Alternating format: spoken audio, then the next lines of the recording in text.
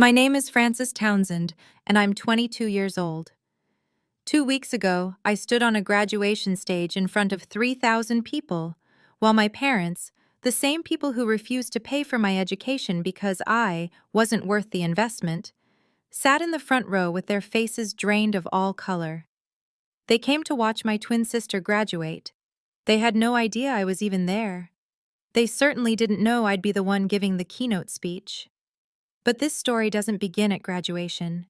It begins 4 years earlier, in my parents' living room, when my father looked me straight in the eyes and said something I will never forget. Before I continue, please take a moment to like and subscribe, but only if you truly enjoy this story. And let me know in the comments, where are you watching from, and what time is it there? Now let me take you back to that summer evening in 2021. The acceptance letters arrived on the same Tuesday afternoon in April. Victoria got into Whitmore University, a prestigious private school with a price tag of $65,000 a year. I got into Eastbrook State, a solid public university. $25,000 annually, still expensive but manageable. That evening, Dad called a family meeting in the living room. "We need to discuss finances," he said, settling into his leather armchair like a CEO addressing shareholders. Mom sat on the couch, hands folded. Victoria stood by the window, already glowing with anticipation. I sat across from Dad, still clutching my acceptance letter. "Victoria," Dad began, "we'll cover your full tuition at Whitmore. Room, board, everything." Victoria squealed. Mom smiled. Then Dad turned to me. "Frances, we've decided not to fund your education." The words didn't register at first. "I'm sorry?" "Victoria has leadership potential. She networks well. She'll marry well, build connections. It's an investment that makes sense." He paused, and what came next felt like a knife sliding between my ribs. "You're smart, Frances, but you're not special. There's no return on investment with you." I looked at Mom. She wouldn't meet my eyes. I looked at Victoria. She was already texting someone, probably sharing the good news about Whitmore.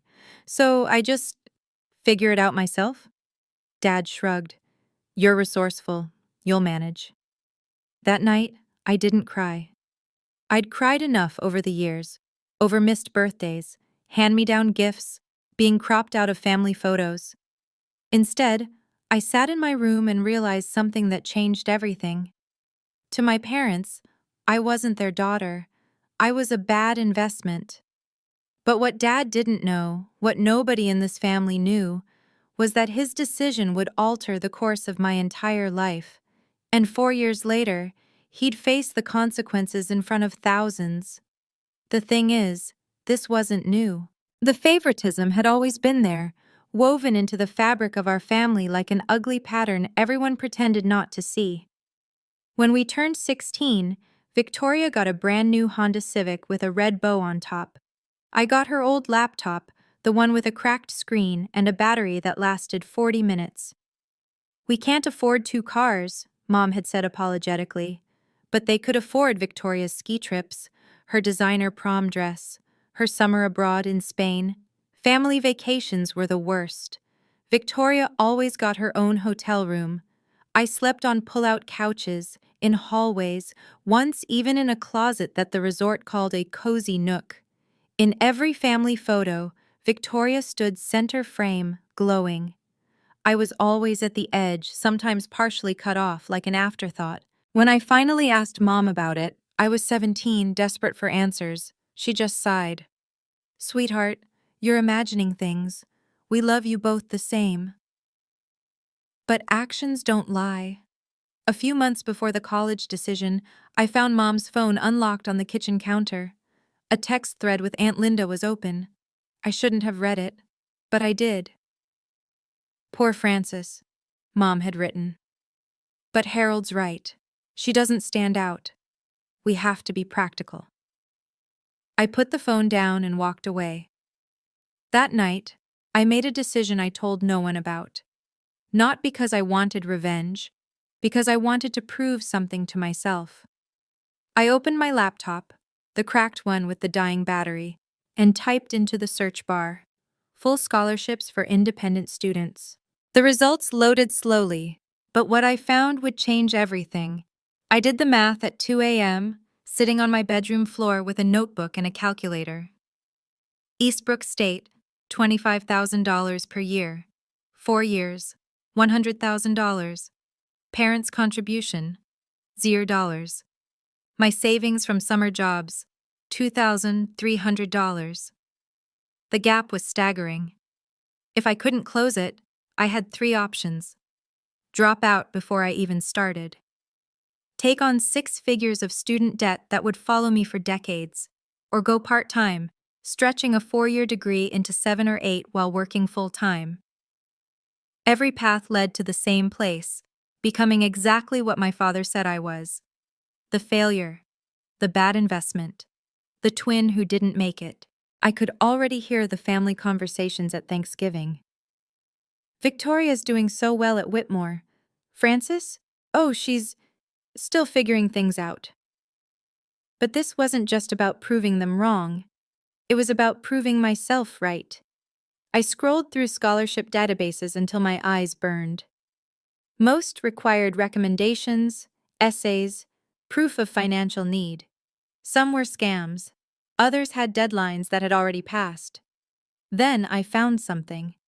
Eastbrook had a merit scholarship program for first-generation and independent students. Full tuition coverage plus a living stipend. The catch? Only 5 students per year were selected. The competition was brutal. I saved the link. Then I kept scrolling. And that's when I first saw the name that would eventually change my life. The Whitfield Scholarship. Full ride, $10,000 annually for living expenses. Awarded to only 20 students nationwide. I laughed out loud. 20 students in the entire country. What chance did I have? But I bookmarked it anyway. I had 2 choices: accept the life my parents designed for me or design my own. I chose the second. But to do that, I needed a plan. And I needed it immediately. I filled an entire notebook that summer. Every page was a calculation. Every margin was covered in plans. Job number 1, barista at the Morning Grind, a campus cafe. Shift, 5 to 8 a.m. Estimated monthly income, $800. Job number 2, cleaning crew for the residence halls. Weekends only, $400 a month. Job number 3, teaching assistant for the economics department if I could land it, another $300. Total, $1,500 per month, roughly $18,000 a year. Still $7,000 short of tuition. That gap would have to come from scholarships, merit-based ones. The kind you earn, not the kind you're handed. I found the cheapest housing option within walking distance of campus, a tiny room in a house shared with 4 other students. $300 a month, utilities included. No parking, no AC, no privacy. It would have to do. My schedule crystallized into something brutal but precise. 5 a.m. Work at the cafe. 9 a.m. to 5 p.m. Classes. 6 p.m. to 10 p.m. Study, work, or TA duties. Sleep. 11 p.m. to 4 a.m. 4 to 5 hours a night. For 4 years. The week before I left for college, Victoria posted photos from her Cancun trip with friends. Sunset beaches, margaritas, laughter. I was packing my thrift store comforter into a second-hand suitcase. Our lives were already diverging, and we hadn't even started yet. But here's what kept me going. Every night before sleep, I'd whisper the same thing to myself. This is the price of freedom. Freedom from their expectations. Freedom from their judgment. Freedom from needing their approval. I didn't know then how right I'd be, and I didn't know that somewhere on the Eastbrook campus, there was a professor who would see something in me that my own parents never could. Freshman year Thanksgiving. I sat alone in my tiny rented room, phone pressed to my ear, listening to the sounds of home. Laughter in the background, the clink of dishes, the warm chaos of a family gathering I wasn't part of. Hello, Frances? Mom's voice was distant, distracted. Hi, Mom. Happy Thanksgiving. Oh, yes, happy Thanksgiving, honey. How are you? I'm okay. Is Dad there? Can I talk to him? A pause. Then I heard his voice in the background, muffled but clear. Tell her I'm busy. The words landed like stones. Mom's voice returned, artificially bright. Your father's just in the middle of something. Victoria was telling the funniest story. It's fine, Mom. Are you eating enough? Do you need anything? I looked around my room. At the instant ramen on my desk. At the second-hand blanket. At the textbook I'd borrowed from the library because I couldn't afford to buy it. No, Mom, I don't need anything. Okay, well, we love you. Love you too. I hung up. Then I opened Facebook. The first thing in my feed was a photo Victoria had just posted. Mom, Dad, and Victoria at the dining table, candles lit, turkey gleaming. The caption? Thankful for my amazing family. My amazing family. I zoomed in on the photo. 3 place settings, 3 chairs, not 4. They hadn't even set a place for me. I sat there for a long time, staring at that image. Something shifted inside me that night. The ache I'd carried for years, the longing for their approval, their attention, their love. It didn't disappear, but it changed. It hollowed out. And where the pain used to be, there was only quiet emptiness. Strangely, that emptiness gave me something the pain never had. Clarity. Second semester freshman year, Microeconomics 101. Dr. Margaret Smith was legendary at Eastbrook. 30 years of teaching, published in every major journal, terrifying reputation. Students whispered that she hadn't given an A in 5 years. I sat in the 3rd row, took meticulous notes, and turned in my first essay expecting a B- at best. The paper came back with 2 letters at the top, A+. Beneath the grade was a note in red ink. See me after class. My heart dropped. What did I do wrong? After the lecture, I approached her desk. Dr. Smith was already packing her bag, silver hair pulled back in a severe bun, reading glasses perched on her nose. Frances Townsend? Yes, ma'am. Sit down. I sat. She looked at me over her glasses. This essay is one of the best pieces of undergraduate writing I've seen in 20 years. Where did you study before this? Nowhere special. Public high school. Nothing advanced. And your family? Academics? I hesitated. My family doesn't support my education, financially or otherwise. The words came out before I could stop them. Dr. Smith set down her pen. Tell me more. So I did. For the first time, I told someone the whole story. The favoritism, the rejection, the 3 jobs, the 4 hours of sleep. All of it. When I finished, she was quiet for a long moment. Then she said something that changed my trajectory forever. Have you heard of the Whitfield Scholarship? I nodded slowly. I've seen it, but it's impossible. 20 students nationwide, she said. Full ride, living stipend, and the recipients at partner schools give the commencement address at graduation. She leaned forward. Frances, you have potential. Extraordinary potential. But potential means nothing if no one sees it. Let me help you be seen. The next 2 years blurred into a relentless rhythm. Wake at 4 a.m., coffee shop by 5, classes by 9, library until midnight, sleep, repeat. I missed every party, every football game, every late-night pizza run. While other students built memories, I built a GPA, 4.0, 6 semesters straight. There were moments I almost broke. Once I fainted during a shift at the cafe. Exhaustion, the doctor said. Dehydration. I was back at work the next day. Another time I sat in my car. Rebecca's car, actually. She'd lent it to me for a job interview, and cried for 20 minutes. Not because anything specific had happened, just because everything had happened, all at once, for years. But I kept going. Junior year, Dr. Smith called me into her office. I'm nominating you for the Whitfield. I stared at her. You're serious? 10 essays, 3 rounds of interviews. It'll be the hardest thing you've ever done. She paused. But you've already survived harder. The application consumed 3 months of my life. Essays about resilience, leadership, vision, phone interviews with panels of professors, background checks, reference letters. Somewhere in the middle of it, Victoria texted me, first time in months.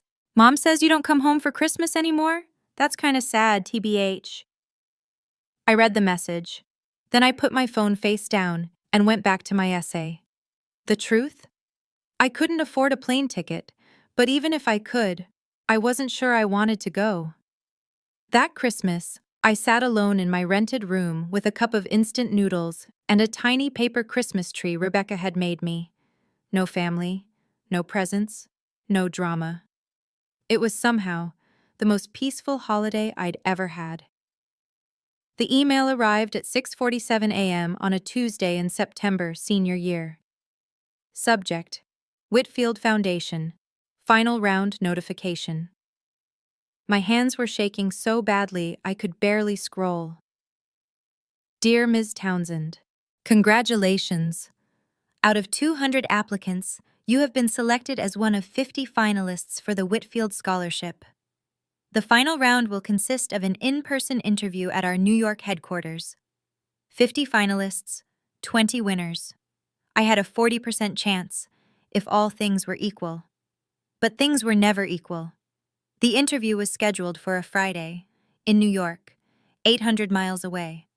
I checked my bank account, $847. A last-minute flight would cost $400 minimum, a hotel would eat the rest, and I had rent due in 2 weeks. I was about to close the laptop when Rebecca knocked on my door. Frankie, you look like you saw a ghost. I showed her the email. She screamed. Literally screamed. You're going, she said. End of discussion. Beck, I can't afford... Bus ticket, $53, leaves Thursday night, arrives Friday morning. I'll lend you the money. I can't ask you to... You're not asking. I'm telling. She grabbed my shoulders. Frankie, this is your shot. You don't get another one. So I took the bus. 8 hours overnight, arriving in Manhattan at 5 a.m. with a stiff neck and a borrowed blazer from the thrift store. The interview waiting room was full of polished candidates, designer bags, parents hovering nearby, easy confidence. I looked down at my second-hand outfit, my scuffed shoes. I don't belong here, I thought. Then I remembered Dr. Smith's words. You don't need to belong. You need to show them you deserve to.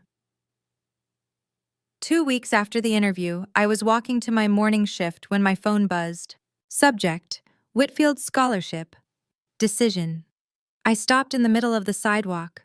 A cyclist swerved around me, cursing. I didn't hear him. I opened the email.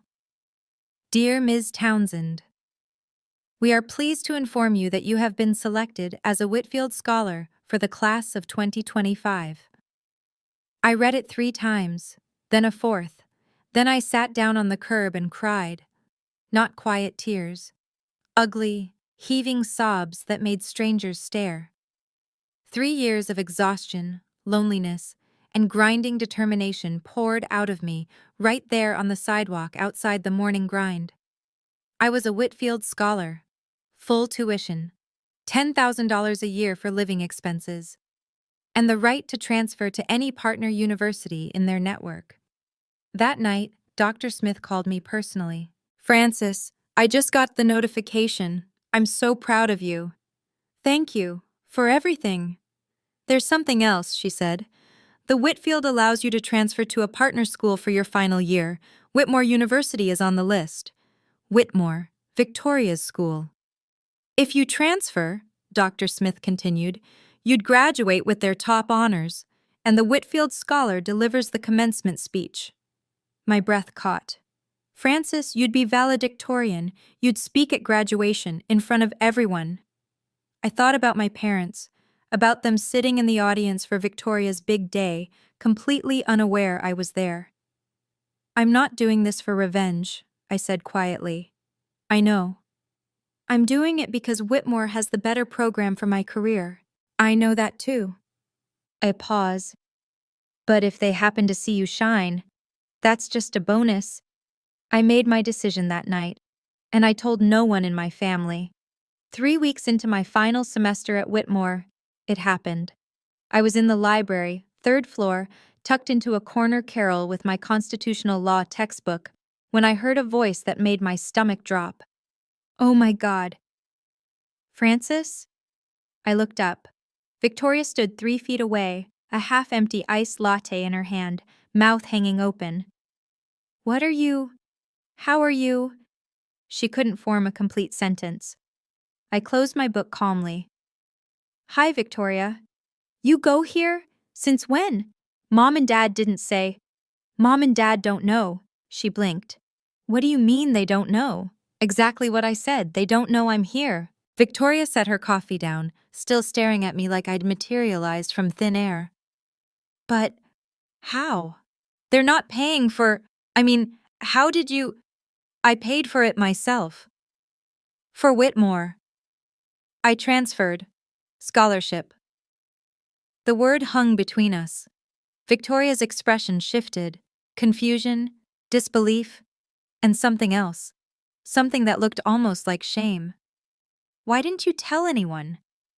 I looked at her, my twin sister, the one who'd gotten everything I'd been denied, the one who'd never asked, not once in 4 years, how I was surviving. Did you ever ask? She opened her mouth, closed it. I gathered my books. I need to get to class. Francis, wait. She grabbed my arm. Do you hate us? The family? I looked at her hand on my sleeve, then at her face. No, I said quietly. You can't hate people you've stopped caring about. I pulled my arm free and walked away. That night, my phone lit up with missed calls. Mom, Dad, Victoria again. I silenced them all. Whatever was coming, it would happen on my terms, not theirs. Victoria called them immediately. I know because she told me later when everything was over. She's here, Victoria had said, barely through the door of her apartment. Francis is at Whitmore. She's been here since September. According to Victoria, the silence on the other end lasted a full 10 seconds. Then Dad's voice. That's impossible. She doesn't have the money. She said scholarship. What scholarship? She's not scholarship material. Dad, I saw her in the library. I'll handle this. Dad called me the next morning. First time he'd dialed my number in 3 years. Francis, we need to talk. About what? Victoria says you're at Whitmore. You transferred without telling us? I didn't think you'd care. A pause. Of course I care. You're my daughter. Am I? The words came out flat, not bitter, just factual. You told me I wasn't worth the investment. Remember that? Silence. Francis, That was 4 years ago, in the living room. You said I wasn't special, that there was no return on investment with me. I don't remember saying. I do. More silence. Then. We should discuss this in person, at graduation. We're coming for Victoria's ceremony and. I know. You know? I'll see you there, Dad. I hung up. He didn't call back. That night, I sat in my small apartment, the one I'd paid for myself with money I'd earned, and thought about that conversation. He didn't remember, or he chose not to remember. Either way, he'd never actually seen me. Not really, but in 3 months he would. And when that moment came, it wouldn't be because I forced him to look. It would be because he couldn't look away. The weeks before graduation became a strange kind of quiet. I knew they were coming. Mom, Dad, Victoria, the whole perfect family unit, descending on campus to celebrate Victoria's big achievement. They'd booked a hotel, planned a dinner, ordered flowers. For her. They still didn't know the full picture. Victoria had told them I was at Whitmore, but she didn't know about the Whitfield. She didn't know about the valedictorian honor. She didn't know I'd been asked to deliver the commencement address. Dr. Smith called to check in. She'd made the trip to watch. Do you want me to notify your family about the speech? No. Francis, I want them to hear it when everyone else does. She was quiet for a moment. This isn't about making them feel bad? No, I said honestly. It's about telling my truth. If they happen to be in the audience, that's their business. Rebecca drove up for the ceremony. She helped me pick out a dress. The first new piece of clothing I'd bought in 2 years that wasn't from a thrift store. Navy blue, simple, elegant. You look like a CEO, she said. I feel like I'm going to throw up. Same thing, probably. The night before graduation, I couldn't sleep. Not from nerves, not exactly. I kept wondering, what would I feel when I saw them? Would the old pain come rushing back? Would I want them to hurt the way I'd hurt? I stared at the ceiling until 3 a.m. searching for answers. What I found surprised me. I didn't want revenge. I didn't want them to suffer. I just wanted to be free. And tomorrow, one way or another, I would be. Hey, I want to pause here for a second. If you've ever been underestimated by your own family, if you know what it feels like to work twice as hard for half the recognition, type same in the comments. I want to know how many of us have been through this. And if you're enjoying the story so far, hit that like button. It really helps. Now, back to graduation morning, May 17th. Bright sun, perfect blue sky, the kind of weather that felt almost ironic. Whitmore's stadium seated 3,000. By 9 a.m., it was nearly full, families pouring through the gates, flowers and balloons everywhere, the hum of excited conversation filling the air. I arrived early, slipping in through the faculty entrance. My regalia was different from the other graduates. Standard black gown, yes, but across my shoulders lay the gold sash of valedictorian. Pinned to my chest was the Whitfield Scholar medallion, its bronze surface catching the morning light. I took my seat in the VIP section at the front of the stage area, reserved for honors students, for speakers. 20 feet away, in the general graduate section, Victoria was taking selfies with her friends. She hadn't seen me yet. And in the front row of the audience, dead center, best seats in the house, sat my parents. Dad wore his navy suit, the one he saved for important occasions. Mom had on a cream-colored dress, a massive bouquet of roses in her lap. Between them sat an empty chair, probably reserved for coats and purses. Not for me. Never for me. Dad was fiddling with his camera, adjusting settings, preparing to capture Victoria's moment. Mom was smiling, waving at someone across the aisle. They looked so happy, so proud. They had no idea. The university president approached the podium. The crowd hushed. Ladies and gentlemen, welcome to Whitmore University's class of 2025 commencement ceremony. Applause. Cheers.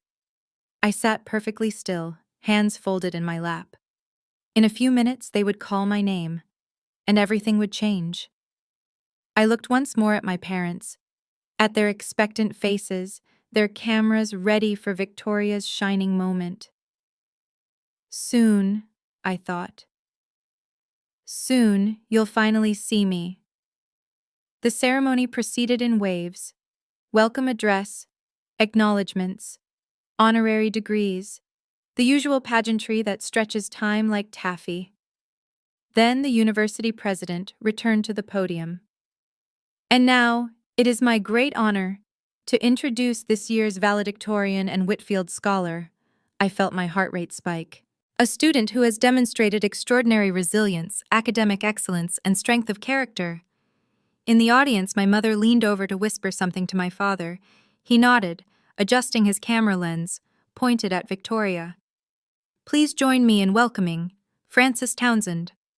For one suspended moment, nothing happened. Then I stood. 3,000 pairs of eyes turned toward me.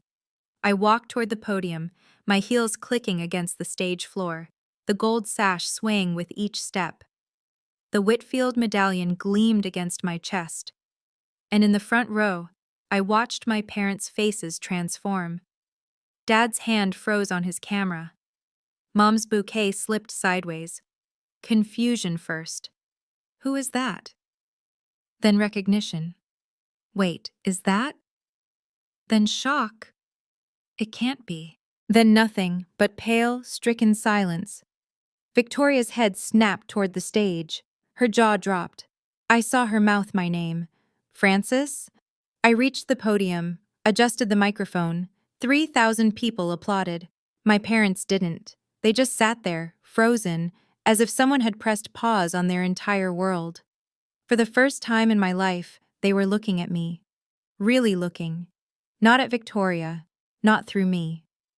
At me. I let the applause fade. Then I leaned into the microphone. Good morning, everyone. My voice was steady, calm. 4 years ago, I was told I wasn't worth the investment. In the front row, my mother's hand flew to her mouth. Dad's camera hung useless at his side. And I began to speak.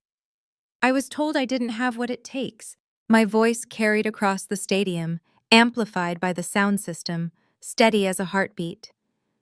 I was told to expect less from myself because others expected less from me.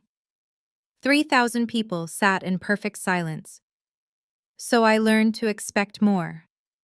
I spoke about the 3 jobs, the 4 hours of sleep, the instant ramen dinners, and the secondhand textbooks. I spoke about what it meant to build something from nothing, not because you wanted to prove anyone wrong, but because you needed to prove yourself right. I didn't name names. I didn't point fingers. I didn't need to. The greatest gift I received wasn't financial support or encouragement. It was the chance to discover who I am without anyone's validation. In the front row, my mother was crying. Not the proud, joyful tears of a graduation ceremony, something raw, something that looked like grief. My father sat motionless, staring at the podium like he was seeing a stranger. Maybe he was. To anyone who has ever been told you're not enough, I paused, letting the words settle. You are. You always have been. I looked out at the sea of faces, at the other graduates who'd struggled, at the parents who'd sacrificed, at the friends who'd believed, and yes, at my own family, sitting in the front row like statues. I am not here because someone believed in me. I am here because I learned to believe in myself.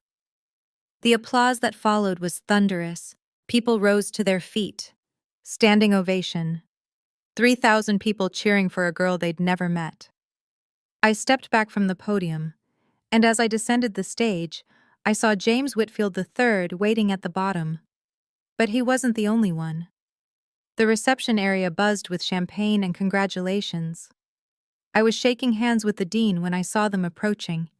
My parents, moving through the crowd like they were wading through water. Dad reached me first. Francis. His voice was hoarse. Why didn't you tell us? I accepted a glass of sparkling water from a passing server, took a sip. Did you ever ask? He opened his mouth, closed it. Mom arrived beside him, mascara streaked down her cheeks. Baby, I'm so sorry, we didn't know. So sorry. You knew. I kept my voice even. You chose not to see. That's not fair, Dad started. Fair? The word came out calm, not sharp. You told me I wasn't worth investing in. You paid $250,000 for Victoria's education and told me to figure it out myself. That's what happened. Mom reached for me. I stepped back. Francis, please. I'm not angry, I said.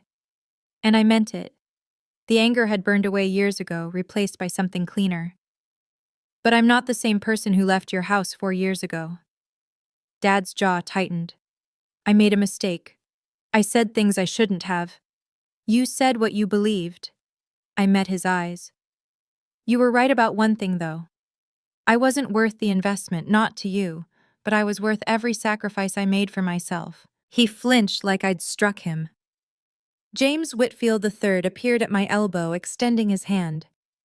Miss Townsend, brilliant speech. The foundation is proud to have you. I shook his hand while my parents watched. The founder of one of the nation's most prestigious scholarships, treating their worthless daughter like a treasure. I saw it hit them then. the full weight of what they'd missed, what they'd thrown away. After Mr. Whitfield moved on, I turned back to my parents. They looked smaller somehow, diminished. "I'm not going to pretend everything's fine," I said, "because it's not." "Francis, please," Mom whispered. "Can we just talk? As a family?" "We are talking. I mean really talk. Come home for the summer, let us—" "No." The word was firm but not harsh. "I have a job in New York. I start in 2 weeks. I won't be coming home." Dad stepped forward. "You're cutting us off? Just like that?" "I'm setting boundaries." I kept my voice steady. "There's a difference." "What do you want from us?"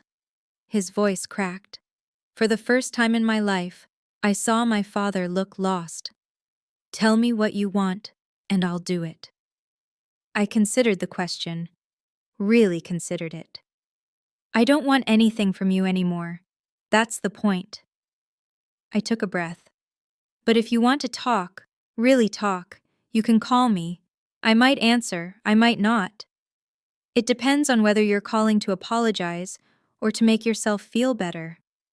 Mom was crying again. "We love you, Francis. We've always loved you." "Maybe," I said. "But love isn't just words, it's choices, and you made yours." Victoria appeared at the edge of our circle, hovering uncertainly. "Francis." She hesitated. "Congratulations." "Thank you." No hug, no tearful reconciliation, but no cruelty either. "I'll call you sometime," I told her. "If you want." She nodded, eyes wet.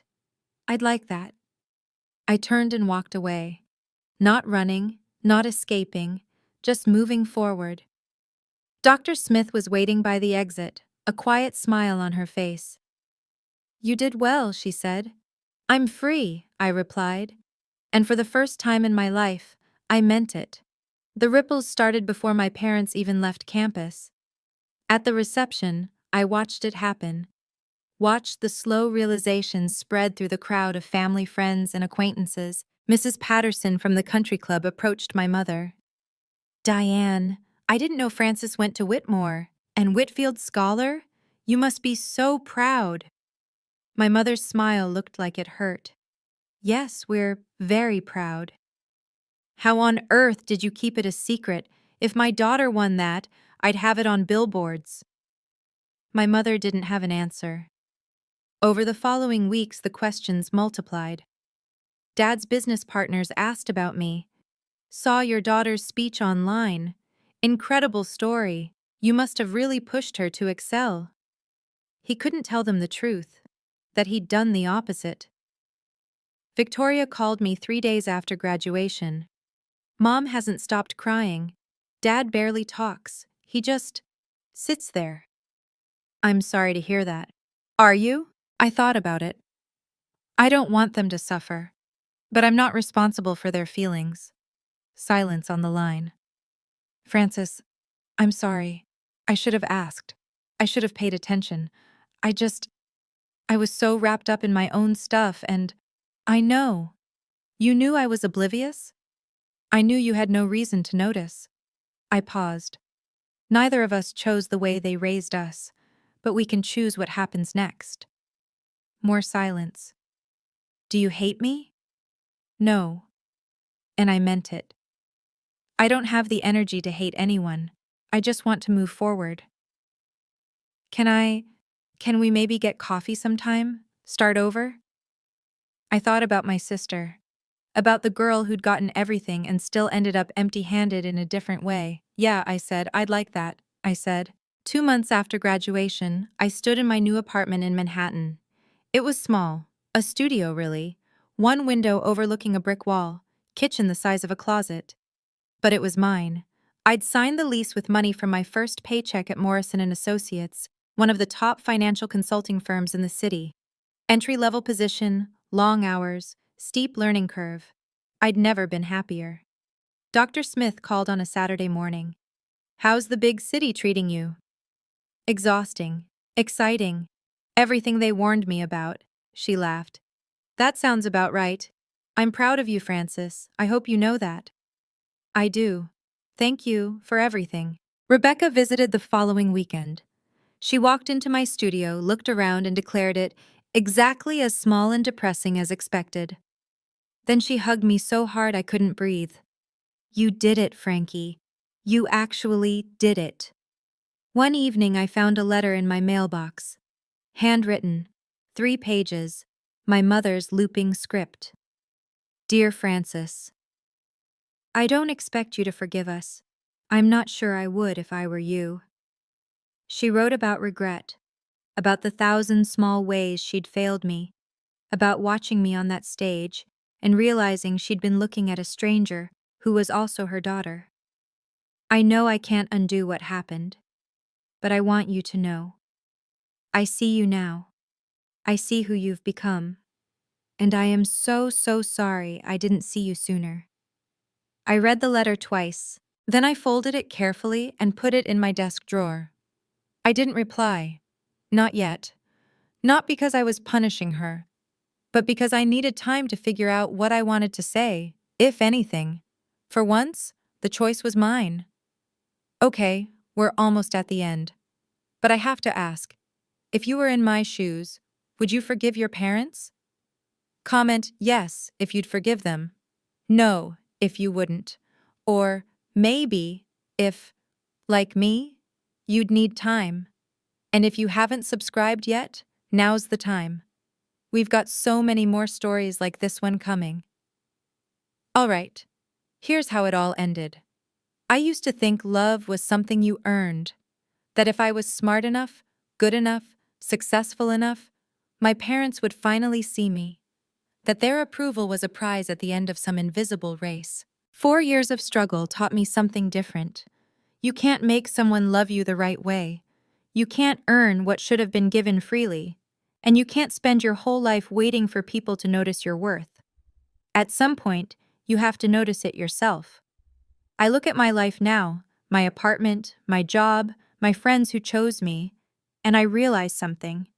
I built this, every piece of it, not out of anger, not out of spite, but out of necessity. My parents' rejection didn't break me, it rebuilt me. The girl who sat in that living room 4 years ago, desperate for her father's approval, she doesn't exist anymore. In her place is a woman who knows exactly what she's worth and doesn't need anyone else to validate it. Some nights, I still think about them, about the family dinners I wasn't invited to, the Christmas photos without my face, the $250,000 they spent on my sister while I ate ramen in a rented room. It still hurts sometimes. I don't think it ever stops hurting completely, but the hurt doesn't control me anymore. I've learned something that took years to understand. Forgiveness isn't about letting someone off the hook. It's about releasing your own grip on the pain. I'm not there yet, not fully, but I'm working on it. And for the first time in my life, I'm working on it for me. Not to make anyone else comfortable, not to keep the peace, just for me. 6 months after graduation, my phone rang. Dad. I almost let it go to voicemail, almost. Hello? Francis? His voice sounded different, tired. Thank you for picking up. I wasn't sure I would. Silence. Then, I deserve that. I waited. I've been thinking, every day since graduation, trying to figure out what to say to you. He paused. I keep coming up empty. Then just say what's true. Another long pause. I was wrong. Not just about the money. About everything. The way I treated you. The things I said. The years I didn't call, didn't ask, didn't... His voice cracked. I have no excuse. I was your father. And I failed you. I listened to him breathe on the other end of the line. I hear you, I said finally. That's all? What did you expect? I don't know. I thought maybe you'd tell me how to fix this. It's not my job to tell you how to fix what you broke. More silence. You're right. He sounded older than I'd ever heard him. You're absolutely right. But I took a breath. If you want to try, I'm willing to let you. You are? I'm not promising anything. No family dinners, no pretending everything's fine. But if you want to have a real conversation, honest, no deflecting, I'll listen. That's more than I deserve. Yes, it is. He laughed, a small, broken sound. You've always been the strong one, Francis. I was just too blind to see it. Yeah, I said. You were. We talked for a few more minutes. Nothing profound. Just two people trying to find common ground across years of wreckage. It wasn't forgiveness, but it was a start. It's been 2 years since graduation. I'm still in New York, still at Morrison and Associates, though I've been promoted twice. I'm starting my MBA at Columbia this fall, paid for by my company. The kid who ate ramen and slept 4 hours a night? She'd hardly recognize me now. But I haven't forgotten her. I carry her with me every day. Victoria and I meet for coffee once a month. It's awkward sometimes. We're learning to be sisters as adults, which is strange because we never really were as kids. But she's trying. I can see that now. I'm sorry I didn't see it, she told me at our last coffee date. All those years, I was so focused on what I was getting, I never asked what you weren't. I know. How do you not hate me for that? Because you didn't create the system, you just benefited from it. My parents came to visit last month, first time in New York. It was uncomfortable, stilted. Dad spent half the time apologizing. Mom spent the other half crying. But they came. They showed up at my door, in my city, in the life I built without them. That meant something. I'm not ready to call us a family again. That word carries too much weight, too much history. But we're something, working on something. Last month, I wrote a check to Eastbrook State's scholarship fund. $10,000. Anonymous. For students without family financial support. Rebecca cried when I told her. Frankie, you're literally changing someone's life. Someone changed mine. I thought about Dr. Smith, about the coffee shop shifts at dawn, about the night I bookmarked the Whitfield Scholarship, never believing I'd actually win it, about how far I've come, and about how far I still want to go. If you're watching this and something in my story resonated with you, if you've ever been overlooked, underestimated, or told you weren't good enough by the people who were supposed to love you most, I want you to hear this. They were wrong. They were always wrong. Your worth is not determined by who sees it. It's not a number on a check or a seat at a table or a place in a photo. Your worth exists whether or not a single person on this planet acknowledges it. I spent 18 years of my life waiting for my parents to notice me. I spent 4 more proving that I didn't need them to. And you know what I finally learned? The approval I was chasing was never going to fill the hole inside me. Only I could do that. Some of you are estranged from your families. Some of you are still fighting for scraps of attention. Some of you are just starting to realize that the love you're getting isn't the love you deserve.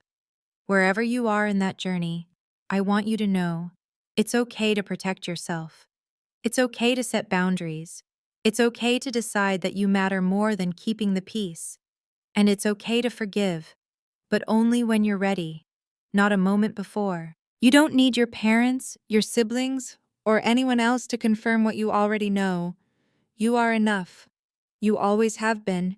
Take a look in the mirror and say it out loud. I am enough. That's the first step. The rest?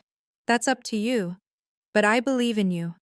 Because if a girl who is called not worth the investment can stand on a stage in front of 3,000 people as a Whitfield scholar, you can do anything. Thank you for staying until the end. If this story meant something to you, share it with someone who needs to hear it. And leave a comment. What part resonated with you the most?